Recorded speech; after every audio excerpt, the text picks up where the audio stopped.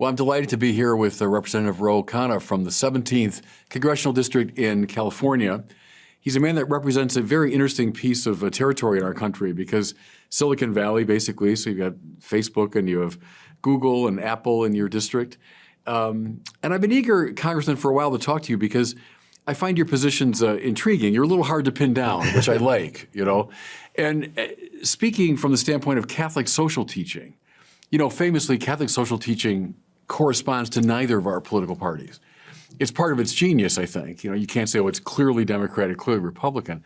It's also a source of ongoing frustration for Catholics every election cycle, you know. So whom do we vote for, Bishop? Right. And we say, well, you know, Catholic social teaching says X, Y, and Z, and A, B, and C, and now you got to make up your mind and conscience. So I thought we could chat about some things maybe in relation to Catholic social thought and then your own thinking on political matters. So, well, that would be wonderful. Look, I am so honored to be here. I remember reading one of your pieces on Christmas where you talked about how we are drawn out of ourselves because of a baby and how Jesus came as a baby. And I just thought, what a obvious but brilliant insight. I never thought about that, you know, having kids, that is something because of their vulnerability, that it draws you to them. And so we tweeted that out, and I'm really honored to be here. Oh, thank you very much for that. And we can't resist the charm of a baby, so God becomes a baby to lure us out of our self-absorption. But I never thought of that before. I mean, even though it's so obvious, it's so sometimes the obvious and then pointing it out just makes you think about the world in a different place, which is why we could get into it. I think it's so important to engage with the religious traditions in the public sphere. And sometimes, I mean, I'm of Hindu faith, and I often say, I wish I had more classes about in the Old Testament, New Testament, just to understand because it's so rooted in American culture. Well, you just tell me before we sat down that Leonard Cass was a teacher of yours at the University of Chicago. Leon Cass. Leon Cass, and then he has that wonderful book on Genesis that's based on seminars he gave there, right, at U of C. It is, and I had 3 quarters on the Genesis with him, and you know, I still remember certain things, I remember when. You know, he talked about Abraham, and of course there's a philosophical and religious part to it, but he said, think about this. You're in your 80s or 90s, and God calls you and says, leave everything you know, and you're going to go and start a new country, and the ambition that takes and the daring it takes. So he taught the Genesis in a way that made you feel that this was about humanity and our ambitions, our greeds, our impulses. No, quite right. That's a great book.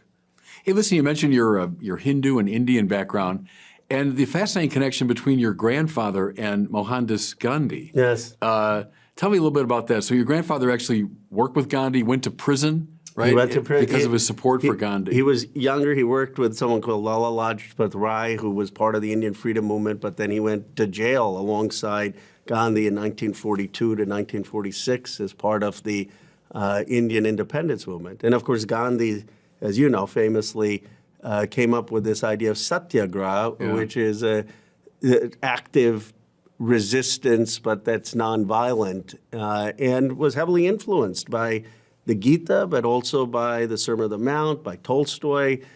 And it's interesting because I think there was a lot of sort of nonviolent interaction with another person, but Gandhi took it that we could do this at a political level.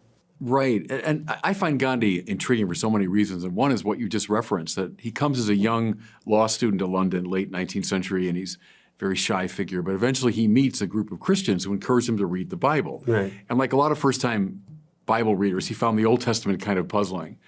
But he thrilled to the New Testament, especially Matthew 5, 6, and 7, the Sermon on the Mount. Yes. And Gandhi finds this teaching on nonviolence. He goes to his Christian friends and says, hey, this is marvelous. And they say, well, we don't take that all that seriously at all, or it's just for private purposes or whatever. But Gandhi realized it was dynamite, and then he used it, you know. And the great thing there is he understood it was not passivity in the presence of evil, but it was a very creative way to engage evil. King, very influenced by Gandhi, and also as a Christian, obviously by Matthew. The other great figure, I think, is John Paul II. So now late 20th century, John Paul II in Poland. up against, a giant army, nuclear weapons and everything. He has none of that, but had that soul force that Gandhi talked Yes. about. And, when he speaks of God in front of 1 million people in Warsaw, and they begin chanting, "We want God, we want God," prescient observers, Brzezinski being one of them, said it's over. They realized at that moment the Soviet domination was over because John Paul had unleashed something.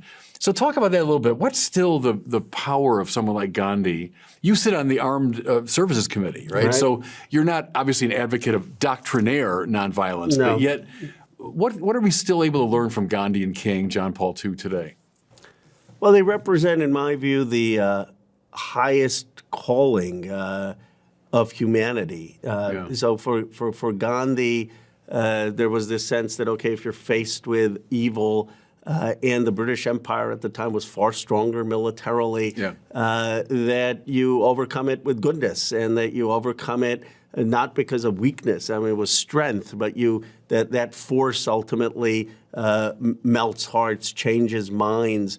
There are scenes from the Indian independence movement where you had people going and getting beaten, and then another row of people would come and get beaten, and another row.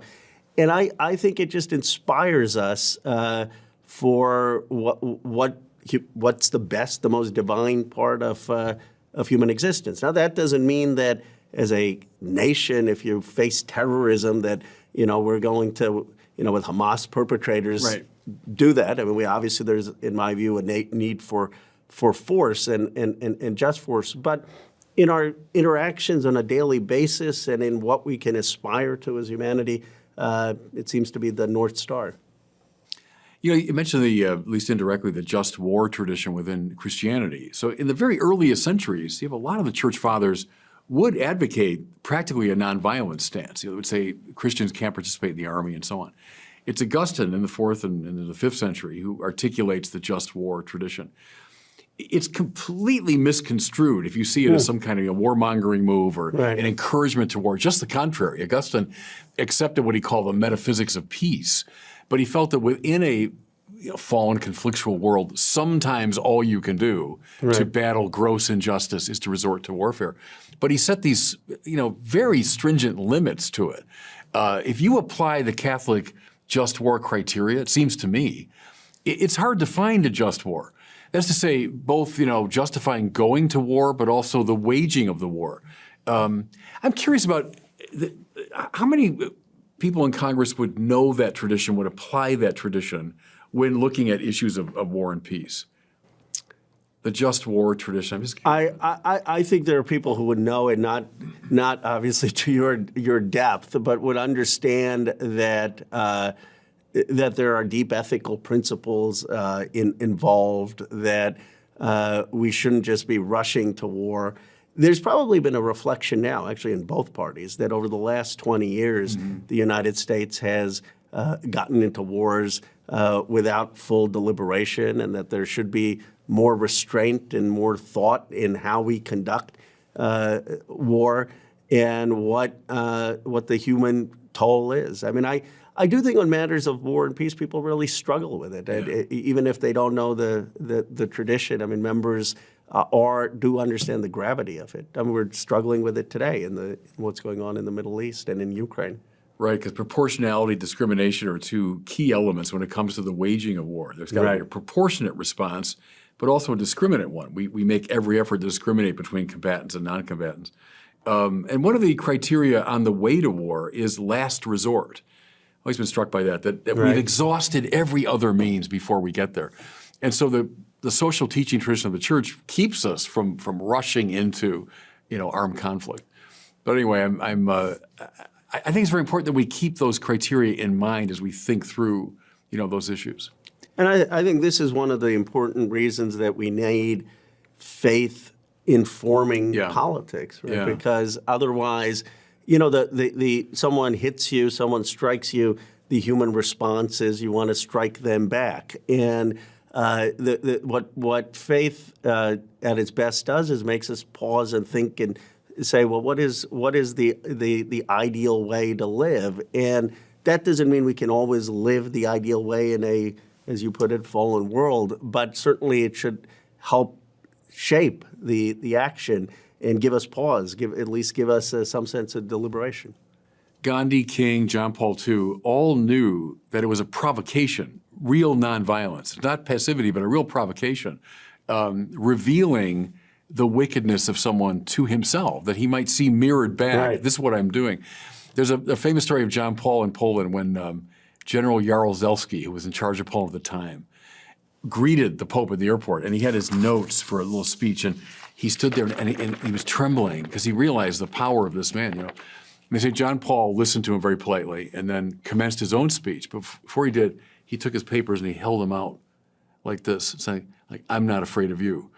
And indeed, that was the case. I mean, he had more power than Jaruzelski did. Right. And I wonder if we Christians understand that, we believers understand that, the spiritual power that we do wield, Anyway, go ahead. I think probably not as much as certainly as Gandhi or King or John Paul did. But that's if there ever were a time that this country needed spirituality, it's now. We're so broken as a nation. I mean, you look at the insults we hurl at each other on television. You look at the anger. And there isn't a sense of common purpose. There isn't this sense of where are we headed. And, at its best, America is a nation of ideals, of a nation that represents the best of human values. I wasn't a supporter of Ronald Reagan's ideology, but when he would talk about a shining city of the hill and what America could be, that it sent chills for America. And that's the sense, I think, that we have lost. And having spirituality deepen the conversation and also have some humility. Because if you believe in a higher power, then you probably think you don't have the monopoly on the truth. Let me pursue that with you a little bit, because you mentioned Tocqueville in some of your writings and speaking, and he's kind of an intellectual hero of mine. I would take his main point to be a democracy can't really function, much less flourish, without some undergirding philosophical or religious point of view. So the institutions of a democratic society, both political and economic, are fine in themselves, but they won't really function properly unless the entire society is suffused with a religious sensibility, right? Here's something I've noticed in the years I've been following politics and reading. When I was a young guy, you'd read people on the left politically. They weren't anti-religious. And go back to my father's heroes. My father's heroes would have been FDR and would have been JFK and Hubert Humphrey and LBJ, right? I can't think of any of those figures as being anti-religious or anti-spiritual. What I've noticed in the last, let's say, 30 years is the left is becoming increasingly hostile to religion. Not even indifferent to it, I mean actively hostile to it. And that worries a lot of us because of the Tocqueville principle. I get it. Religion, like anything else, needs to be criticized, and religious people do and say bad things. I get that. But you can't dismiss religion out of hand as something, primitive and irrational. Think of the new atheist critique from, 20 years ago. But I found it's come into the left as a kind of unsavory element. So talk to me about that, because you just mentioned the importance of the spiritual in a political conversation.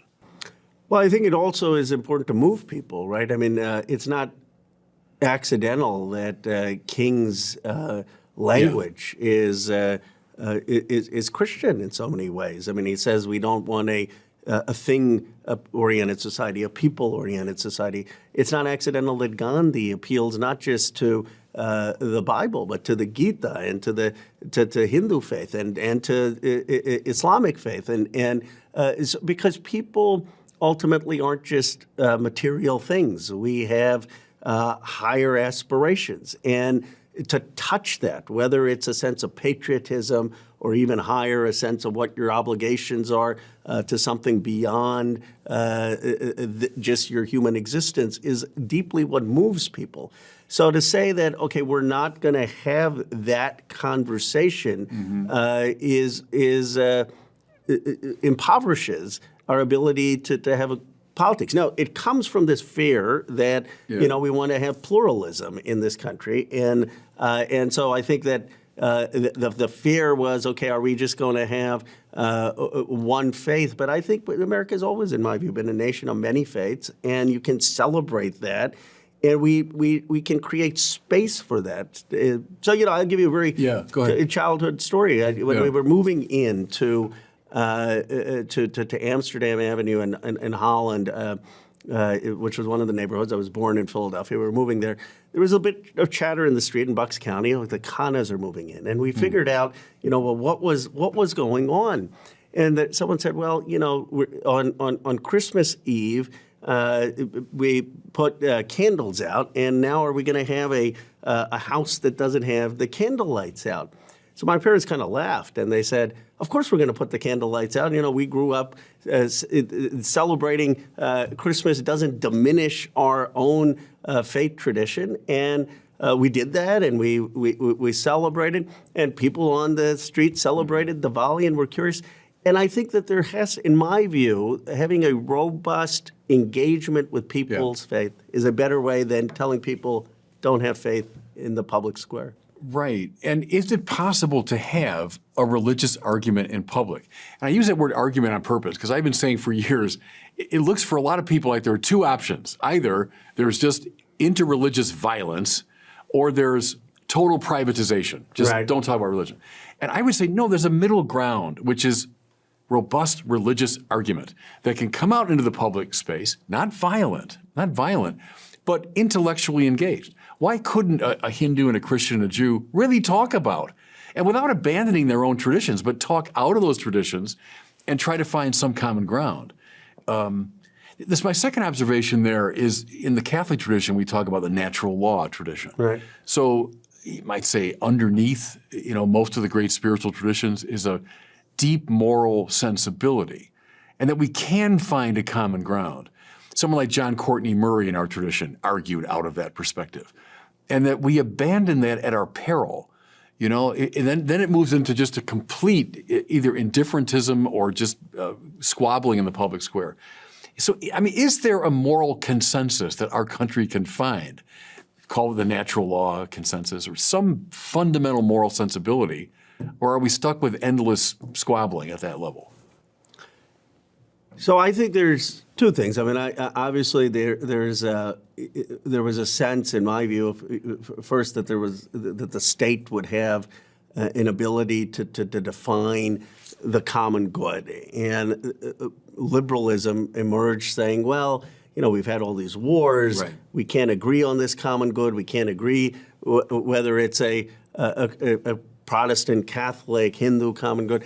And so we're going to agree to some basic principles. And those principles are to keep the country safe and have people have individual rights. The challenge is that people still want shared purpose, that's not enough. Procedural justice, though important, though deeply important, is not enough. And so then the question becomes, how do we build something deeper? Now, to me, one of the greatest articulations of this was Frederick Douglass in Composite Nation, where he speaks in 1869, and he talks about defending the right of Chinese immigrants to come to the United States. And he says, and they say, well, they're not Christian. How are you defending them? And they're not American. And he says, in the free air of America and in the free air of our churches, we will have this, and the best will emerge. And this is going to strengthen not only America, it's going to strengthen the churches to have that kind of dialogue. And to me, that sense that pluralism doesn't mean lowest common denominator. Pluralism means challenging your ideas, having something thicker, and still having some thicker conception for America that takes from the best of these. Yeah, and that's the question, that thick description of the moral life. Douglass is so good, isn't he, at so many levels? Still an important person to go back to. The question of how do you find it? How do you articulate it? How do you find the sense of common good without endless conflict, but that the political should be informed by it. What I militate against is the privatization of religion, which I've seen advancing in my own lifetime. I get wanting to avoid violence, but I don't think it should move in the direction of privatizing it. Christianity cannot be a private religion. because we're salt of the earth and light for the world, and we're the city on the hill and all that. It doesn't mean you propagate it violently or through aggression, but you do propagate it. I mean, by your witness and by your words, and I would say indeed by your public argument. Right. So I try to find that And space. do you feel that people feel judged or censored or not allowed to have that kind of perspective? Going to a town hall, making a religious argument, do you think it's? I think increasingly in our society that's the case, and even the suspicion of Christian symbols, and as you were talking about, religious symbols in the public space. Because we don't want it to move in that direction of a kind of emptied out, Richard John Newhouse's famous, naked public square that's just denuded of any religious or moral point of reference. We can't have that. And I think that's one of the inflection points in our conversation, around religion. Yeah. And I don't think, when I think back to my parents putting out the candlelights or my tweeting out your piece on Christmas, I don't think it's a shallowness, right? I mean, some people say, well, it's just the commercialization of Christmas and now everyone has elf on the shelf and is giving gifts. It's something deeper. It's about trying to respect and share what is holy and important to someone else and trying to celebrate that. And the other person reciprocating that in you. Now, maybe that gets to some common ground. Maybe that strengthens the appreciation for common direction. But if all I'm saying to you, Bishop Barron, is, well, I respect your right to exist and me not to hit you and me not to steal from you, that's not as deep a bond as if I say, well, I want to celebrate and understand things that matter to you. Is there a teleology to our political life? I guess is the question. Is it actually going somewhere? Are we heading toward a common good? Or is it more that procedural, element you're talking about? Is it merely protective or directive? That's, I think, in terms of classical political philosophy. Modern political philosophy tends to say the purpose of government is protective, to protect our rights, protect us from, violating each other's rights. But classical political philosophy, Aristotle, Plato, Cicero, Aquinas, would be directive. The purpose of government is to direct us towards some clear sense of the common good. Now, I know that shattered at modernity of the Enlightenment, that consensus around the common good, And we're the inheritors of that moment, it seems to me, that shattered. So we're left with a kind of proceduralism that's good, but not enough, as you're saying. So that's what we, I think, all need to think through in a fresh way. And then we're always haunted by the specter of violence. The minute you're talking about here's the common good, here's the good that we should all be seeking, and someone goes, well, I don't agree with that. And then that's my point about argument. Well, can we find a place to argue about it anyway, publicly, without killing each other or without falling into complete polarization? To my mind, that's the central struggle maybe in the political life today. I completely agree with you, and I think what our nation is trying to do is unprecedented. I mean, there has never been a cohesive, multiracial, multi-ethnic, multi-religious democracy on the face of the earth. And so we're trying to do this. And it's not enough to just have procedural justice. We want to have a common good, right? A nation is not, when people say America is just an idea, well, yes, it's an idea in the Constitution, but it's also the Revolutionary War, and it's also the blood spilled in the Civil War, and it's also World War II and the Cold War. It's stories and events, and a nation isn't just ideas. And so we need to have this common sense of a nation, and yet we have all different folks and different faiths and different traditions coming in. Where do you have a common purpose? I mean, at the very least, it should be, in my view, the engagement and respect of each other, and listening and thinking and the humility. But then how do we build this purpose? And in my view, becoming a cohesive multiracial democracy is probably a civilizational achievement for America. Yeah. I think of John Paul II there, who said the most fundamental of all the rights is religious liberty, the right to religious freedom, because it touches the very deepest part of every person. So that's one side of it, isn't it? It's like to allow that, say, yes, I'm offering complete religious liberty. But then within that context, religiously free people coming into a shared space and having a real conversation with each other. That's the next step. If we just say, okay, we're all free and I'll let you be, you let me be, then that's not enough for a cohesive society. But now can we enter this common space and really talk to each other? So anyway, I think we're not going to solve that today, but I think that's the issue. And do you think it is, do you find leaders, without making it partisan, who are on either side, who are able to speak in a spiritual sense to give common direction, purpose to America? Not nearly enough, no. I would say that I don't see that in the public conversation. Because King did, right? King did, absolutely. King did. And look at the top leadership of the civil rights movement was religious. Right. They weren't just part of it. The top leadership was. Is that the case now? I don't know. I don't think so. So that's the challenge, I think, is for spiritually minded people to get into that conversation and to lead it, as King did. Hey, let's talk a little bit about economics. So that's really your background and what you studied, what you taught at Stanford. It may sound more coherent on the economics as opposed to philosophy. You're plenty coherent on philosophy too. But we'll move into your wheelhouse. As I read you on these economic matters, you seem to be a great advocate of a kind of targeted investment in the economy so as to stimulate it and make it stronger and to make it fairer and to draw more people into it. And that strikes me as congruent with Catholic social teaching, which favors the market economy. The Catholic social teaching doesn't like the word capitalism, rarely uses it because I think it's so loaded. Right. It uses the term market economy, which it sees as the economic correlate, I think, of a free political environment. So how do free people engage economically through the free market? However, the church does not say, laissez-faire, just unregulated market. By no means. It should be regulated both politically, governmentally, and morally. Right. The market has got to be circumscribed morally and politically. But as I read the church's social teaching, not so that the government can control the market, but to make the market fairer and more available to more people. Talk about that a little bit. I just find a certain point of contact with your own thinking on economics. Well, I love how you frame that about how do we shape the market, because that to me is the big question. I mean, obviously, there's a value in the market of freedom. You don't want, if I want to have some interaction with you, I don't need to go to the government to get every interaction approved.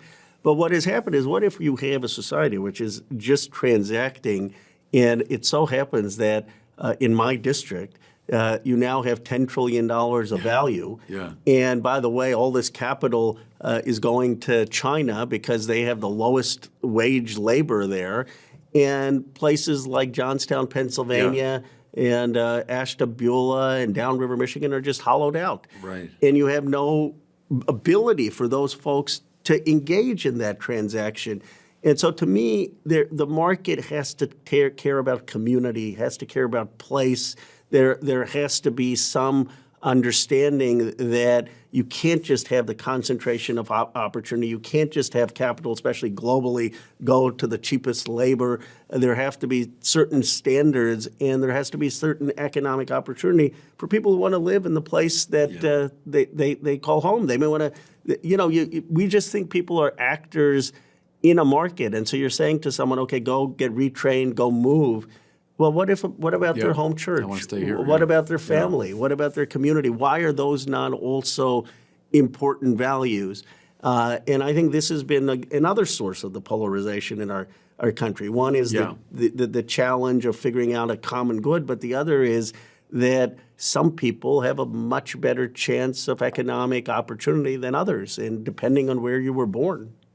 You're finding common ground with Republicans too on this, aren't you? I am. With Marco Rubio. With Marco Rubio. Tell me about that, your kind of collaboration with him on this. Well, Marco Rubio, to his credit, and if you ask us for the diagnosis of the problem, it's almost identical. We said, look, there's been the hollowing out of manufacturing in this country. I don't know what we were thinking in terms of going from the biggest exporter of steel to now the biggest importer of steel. 9 out of the 15 steel plants in China. Rubio would say the same thing. And town after town losing industry, and we didn't do anything. If you go to these communities, there's a sense of betrayal, of anger at both the whole political system. And so what Marco Rubio and I are saying is it's okay to have a strategy of economic development. Every other country has that. That doesn't mean that we don't have the market. That doesn't mean that we don't have private sector. But our government, which is the most powerful institution ever invented in human history, should care about making sure that communities have economic opportunity. And we should care that the critical modern industries are here and that America be a manufacturing superpower, an economic superpower. It's not just Rubio. I've worked with people like Mike Gallagher on this, who's the chair of the China Select Committee. I mean, this is, I think, one hopeful strand for the United States. And this, I'd love your thoughts, Bishop Barron. If it is hard for us to have a thicker conception of the common good, right? But Marco and I agreeing on issues of abortion, where I'm, just candidly for reproductive rights. I don't want to mischaracterize however he wants to characterize his position on that. If those are hard conversations for us as a nation, how can we find common ground, at least on the economics? It's maybe not at the highest plane, but building us as a superpower on manufacturing, building us economically. Can we at least find some common ground there that starts to move this country in a place where we can push for our convictions on issues where we disagree, have a robust debate, do it respectfully, but also at the same time not be paralyzed? Yeah, well, I mean, first of all, for Catholic social teaching, a healthy economy is a high moral value. So a healthy economy is producing jobs and helping families and, helping a nation develop and creating wealth and all of that. That's a moral consideration. John Paul II said that the Catholic social teaching is key to the new evangelization.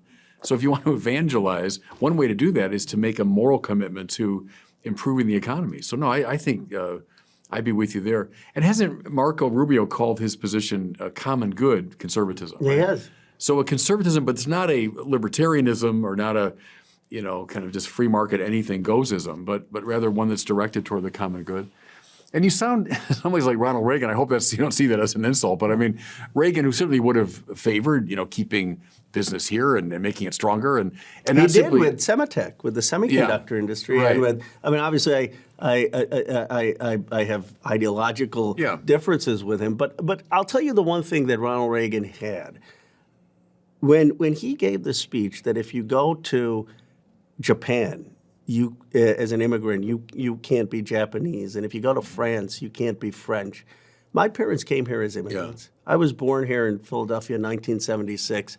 My wife often jokes saying, you take credit for that, but you had nothing to do with your birthplace or year.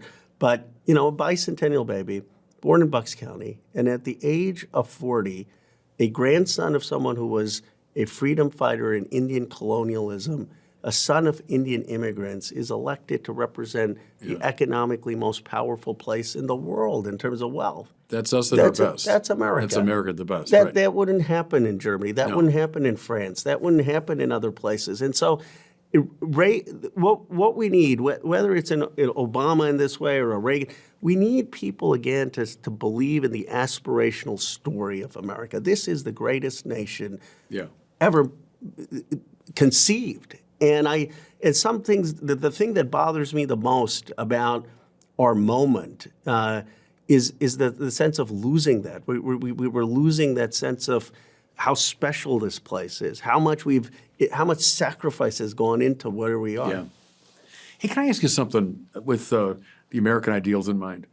This famous debate today between what I call equality of opportunity versus equity of outcome. So in a lot of the woke debates today, there seems to be a stress on equity of outcome, that we need to just, render the whole society racially or in terms of gender or whatever it is, ethnically equal. And I've always stood on the side of more of the classical liberal position of Thomas Jefferson and I would say Martin Luther King. Right. It's not equity of outcome that we want, it's equality of opportunity. Right. That's the great American ideal. And equity of outcome, in fact, would call for an extraordinary manipulation of the society, an extraordinary intervention of government and into the economy and all that. Help me with that. Bill Maher asked Bernie Sanders that question. Is it equality of opportunity, equity of outcome? And Sanders said it's equality of opportunity. And I thought, good. Give me your thought on that. Yeah, no, I'm obviously for an equality of opportunity. I mean, people should have the basic health care, education to make a life. But then if you had equality of results, that would mean that everyone would be making the same amount of money and have to be in the same houses. And or 51% should be women in every aspect of life, and 10%. That's not respecting a person's individual initiative and ambition. Where I think it becomes more challenging is, let's say, equality of opportunity requires people to get to a 5, right, in a race. And some people are starting out at a 2, and other people are starting out at a 0 or a -2. Then the question for a society becomes, do we do more to help the person at a -2 to get to the 5? And that's been the affirmative action argument for a long time, right? And as far as it goes, I think fine. But it's and I think that. And I wish we could have that honest conversation in good faith instead of where people are saying, look, we don't want inequality of outcome. We want equality of opportunity. And then let's discuss where that is and how that is. But it becomes so politicized that you can't do that. Yeah, no, fair enough. I wonder if this question will get you in trouble with your own constituency. But another part of Catholic social teaching, which I think is congruent with your thinking as I'm understanding it, Catholic social teaching doesn't like hyper concentrations of wealth and power. That's interesting. Look at G.K. Chesterton, who's an intellectual hero of mine. And he proposed back in the early part of the 20th century a system that he called distributism. And he saw it as in between socialism and a pure capitalism. And the idea there was distributing wealth. Right. Now, not through the mechanism of the government necessarily, but finding ways to distribute wealth and power throughout the society. And look at his disciples, C.S. Lewis. Tolkien is a good example. You know, that a suspicion of a hyper-technologized capitalism that rapes the environment and all that. And they favored a breaking up of, think of like Saruman in The Lord of the Rings, you know, kind of controlling everything. And that's the tradition that's coming out of Catholic social teaching. So as you said, you've got in your own district some of the greatest hyper-concentration of wealth and power in the history of the human race. So let me ask just provocatively, should there be another Teddy Roosevelt? I mean, to break up these trusts, should we break up Google and Facebook, and why not? Well, some of them, I think Facebook we should have, because they've concentrated Instagram and WhatsApp that should have been separate and having competition. And I've supported stronger antitrust enforcement on these companies so that they're not able to abuse their platforms, and there are definitely antitrust violations. But I think it's going to require something beyond just antitrust, because let's say you had, and I'm not saying it's we shouldn't consider it, but let's say you had 3 Googles all in Palo Alto, and you then had 2 different Apples, and you had 4 different 3 different Facebooks. And you have the AI revolution in my district. That's not going to do much for people in Youngstown, Ohio, right? And so I think the harder challenge is the internet was supposed to be distributed, and it ended up being concentrating. And how do we now intentionally figure out incentives to distribute the economic opportunity and technology jobs? And that's what I've really been pushing, with getting Google to partner with community colleges, historically black colleges, Hispanic institutes, and rural communities. So antitrust, I would say, is one quiver, but not the whole solution. Yeah. Let me ask you this. Another, I think, instance of a hyper-concentration of wealth in our society are the universities with these staggering endowments. Look at what's Harvard. It's like $50 billion, something like that. Yeah. I mean, part of me is at my Chesterton side, my Catholic social teaching side, is like, give me a break. Why any university would need a $50 billion endowment? And to be fair, Notre Dame has a $20 or $25 billion endowment. Is this a good idea? Should there be that much wealth concentrated in these universities? Heck, for $1 billion, how about start a university in Africa? How about start a university in, you know what I'm saying? Is that another example where I don't know who would do it, but somehow break up that extraordinary monopolizing of wealth? Well, I would say this. I mean, there in some ways, I believe that higher education and universities, and I welcome your view on this, is it has been a huge asset for the United States Sure. of America. Yeah, sure. And that these universities have produced research, but they've also produced a sense of openness and scholarship at its best Sure. for the country. The challenge has become, I think, some of it the gamesmanship of people contributing to these places to be on Yeah. the boards or to get their kids in, Right. and that needs to be cleaned up in terms of what to do. And then, and naming buildings. I mean, there are probably other better uses of people's free money. It's for Yeah. them to decide what they want to do, but there are probably better causes than just giving all of your wealth to your alma mater to get a building named.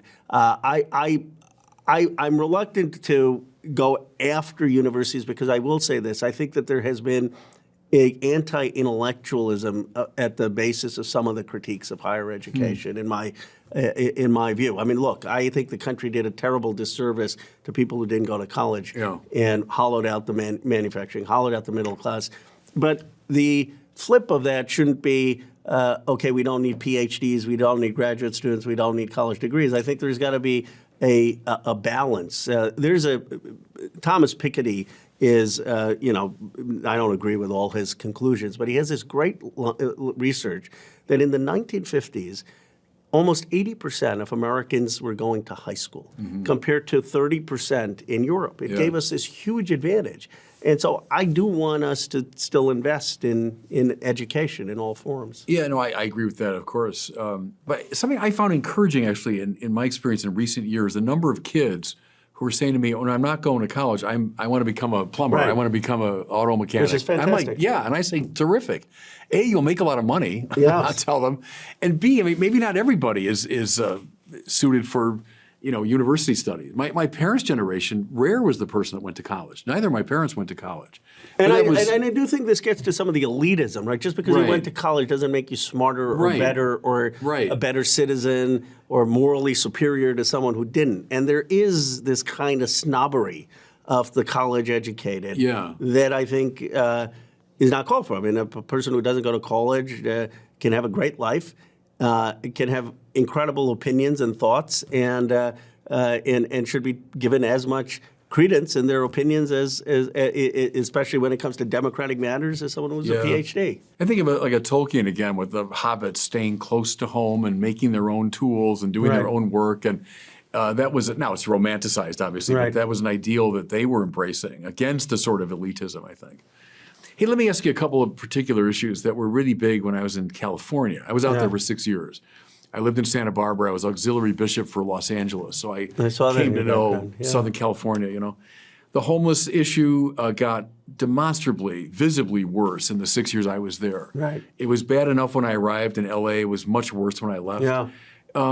As I looked at it over those years, I couldn't find a politician that was able to deal with this or had a reasonable solution. And it got worse, for Right. sure. Give me the Khanna, I know I'm oversimplifying, but give me 3 steps you would do to deal with this problem, which now it's all over my city here, Rochester. Yeah. It's all over the country, homelessness. Help me with that.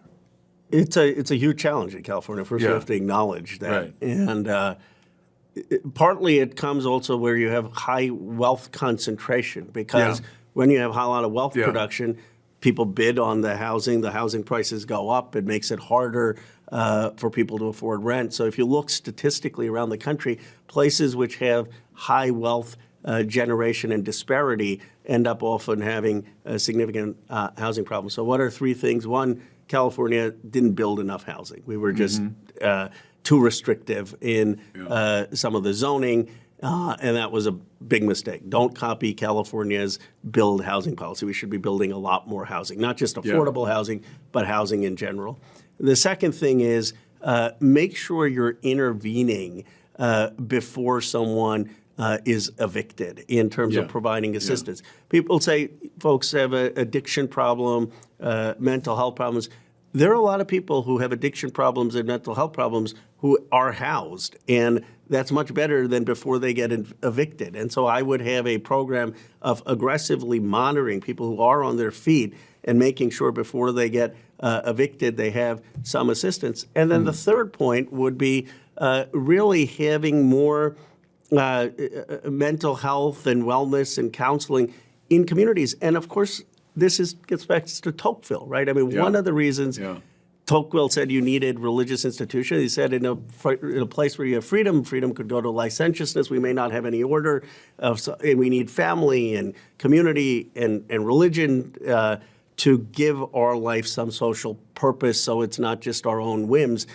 And in a society as complex as ours, we want religious institutions, others to do that, but we also want mental health wellness centers that give people an opportunity to get back on their feet. Those would be the three. Yeah, no, I appreciate that. It's just been such a intractable problem, hasn't it? And, it really has. I look Democrat, Republican, look across the spectrum, and we just don't seem to find a solution.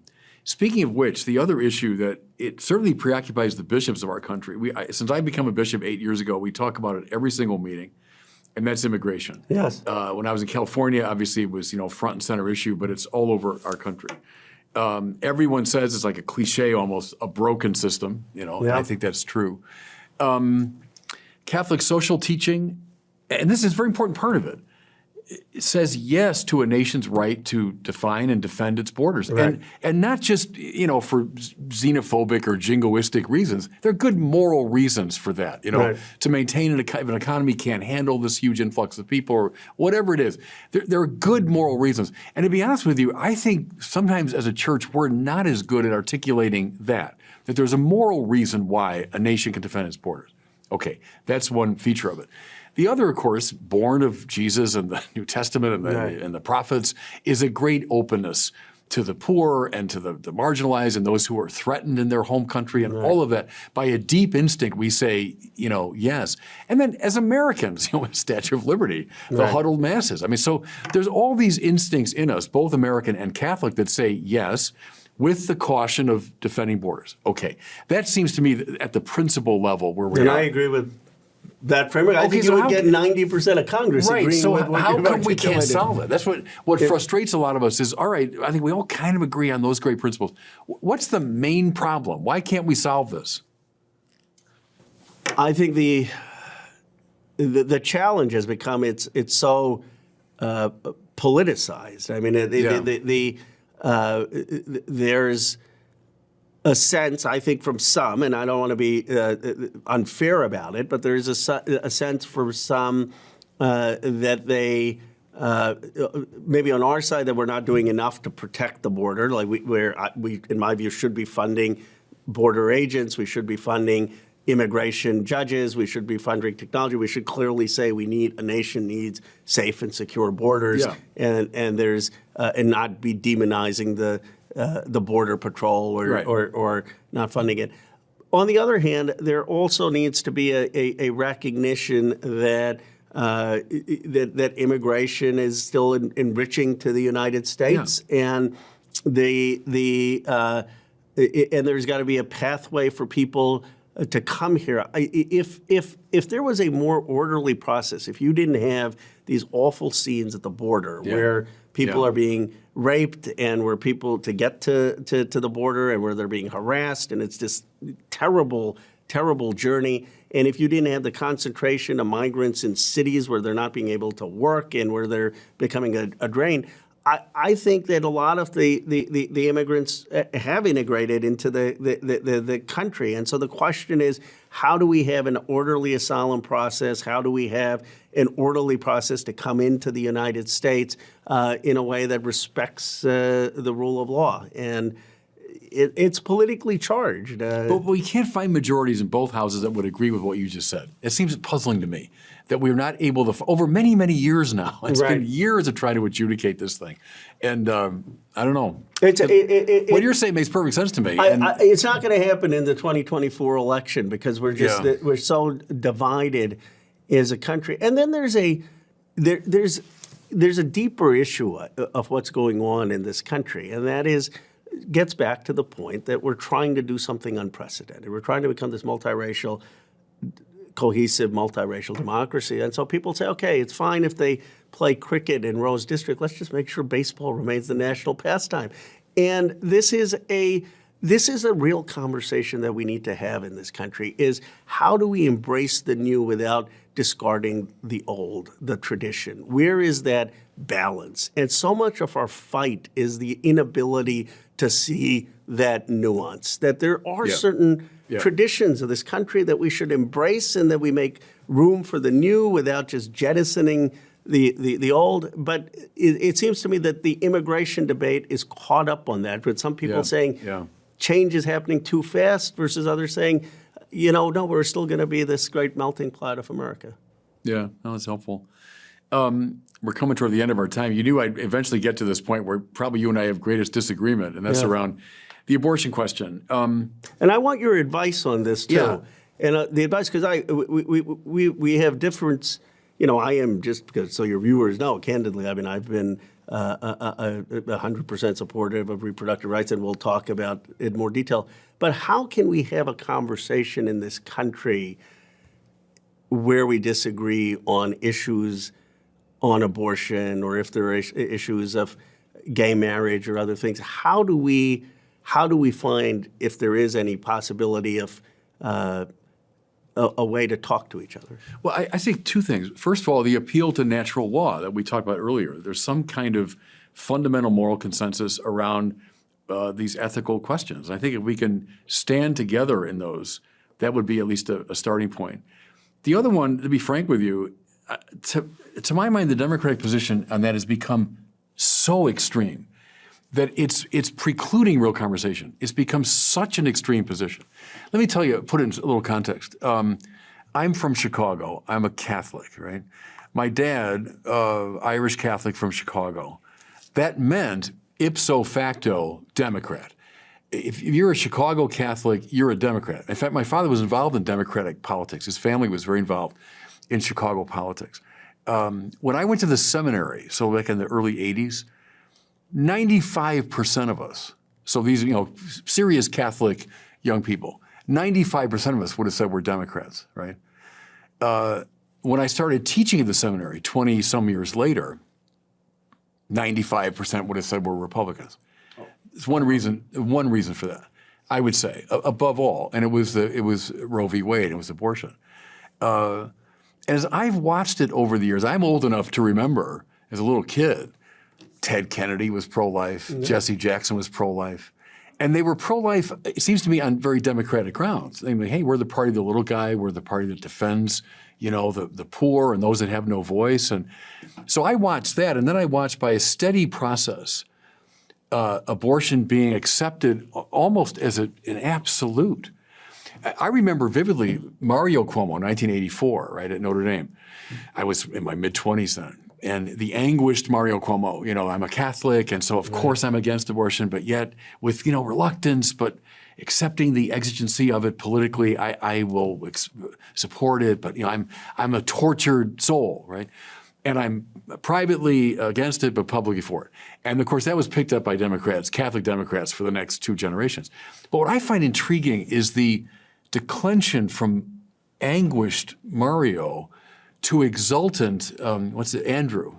So when Andrew Cuomo in New York, when they passed a law that makes abortion, universally available up to the moment of birth, they're lighting up buildings in New York and jumping with celebration.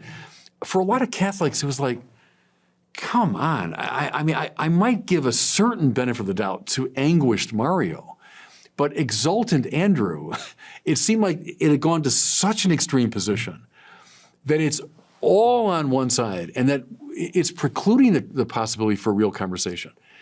I've said to friends of mine in Washington involved in politics, give us a little bit. I said, how about we limit, third trimester abortions? Oh no, that could never happen. How about partial birth? Why don't we limit that? Oh no, it would never pass. How about born alive? Oh no, we couldn't do that. And I'm like, well then, what the heck? How can we even have a conversation if the position has become so extreme? Anyway, end of speech on that. But that would be, from my perspective, as someone born and raised a Democrat, but who experienced extraordinary difficulty precisely over this issue. And you think this is one of the big issues that Catholic Democrats just sociologically left the Democratic Party? Yep.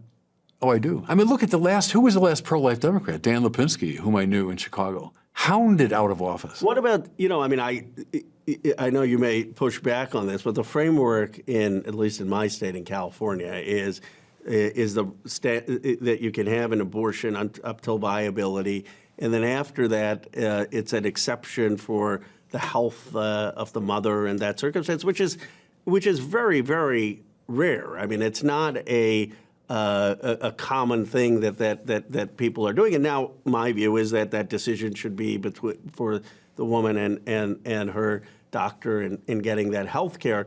But I think the challenge is that we also start to talk about these exceedingly rare cases that then become the conversation, where that's not the majority of abortions, or by any stretch, probably less than 1 or 2% that are taking place. Well, let's say even if that were the case, that it's still a lot of babies being murdered from our perspective. Right. And how is that ever acceptable within a decent society? So that's, and now that the thing has moved to the state level after the Dobbs decision, okay, good. I'll take any restriction I can get. I mean, so if Democrats are willing to say, look, we'll restrict it here or there, great. And the church, I think, would embrace that and say, good, at least we're moving in the right direction. But I think we have to have a conversation about life and about the human being. And, to me, it's become almost an ideological position that prior to birth, for some reason, what we're talking about is not a human being. And I think that's an incoherent position.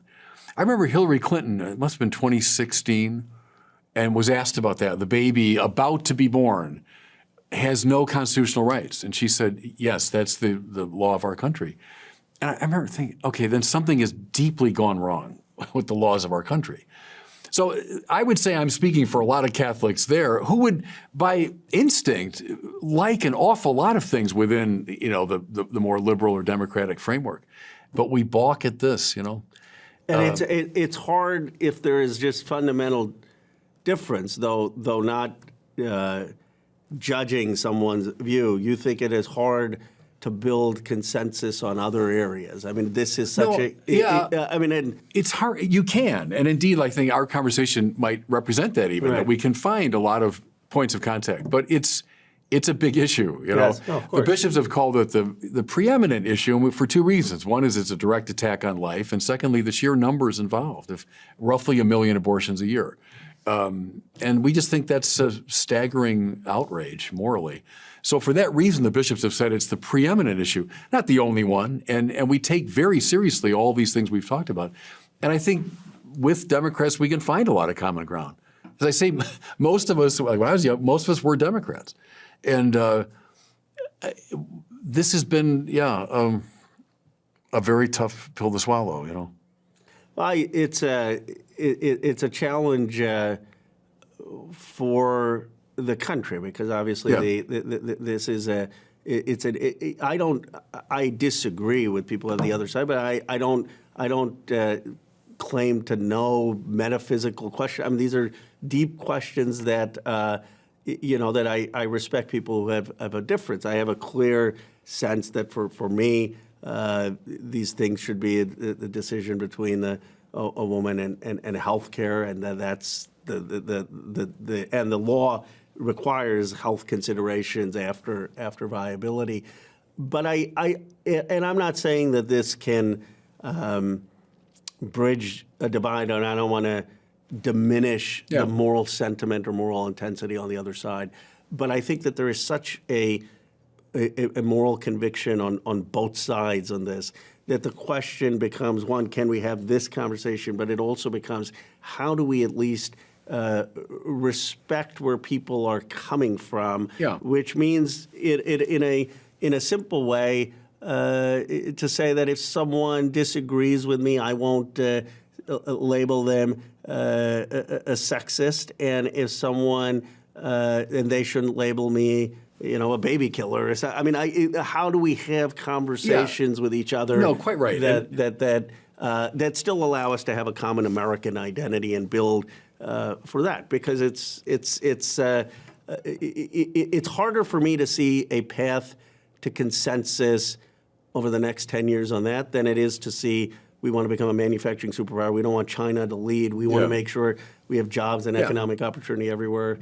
We want to become this great multiracial democracy. Yeah, and it's a thorny question to be sure. And I think just to keep creating the space where the conversation can unfold is a good thing. I'm in favor of that. And I would say the recovery of something like a natural law framework so that we're not just asserting our freedom over and against each other. That's a non-starter, it seems to me. When, well, here's my point of view, your point of view, we'll vaguely tolerate each other. Can we find at least some moral common ground, to talk about it? I would encourage that. But no, I think there's plenty of room for conversation and for agreement on some, pretty important things. And the church takes very seriously the political conversation. As I say, the political conversation has enormous moral implications. The church would kind of stand with Aristotle. Politics is a moral enterprise, right? First and foremost. It's not something divorced from morality. It's a pragmatic concern off to the side. No, it's by its nature a moral project, the political project. So I think, I hope our conversation today is a good example of how we can pursue that conversation. Well, I've enjoyed it. I've learned from your perspective and erudition. We live in a country where the incredible is possible, and I think that the one thing we both share is this profound love for this nation, of the genius of every individual. I mean, that's so unusual, and I maybe end with this perspective, and I do think this is consistent with, or you tell me if it is, but it's consistent with Catholic teaching, and that is that for most societies, the people who could have a good life were the few, the rulers, the aristocrats, the scholars. Right. And we have this radical idea that there's a genius of every individual. There is every person has deep worth. Every person has a divinity and a specialness. And that's a uniquely American concept. And that's what makes this country exceptional, so unique in my view. Yeah, no, the possibility of really distributing wealth and power so it's not just in the hands of a few. Yeah, I think that's exactly an American and a Catholic ideal at the same time. Congressman, thank you. A delight talking to you today. I really enjoyed it. Thank you for God bless having me. Thanks. Thank you.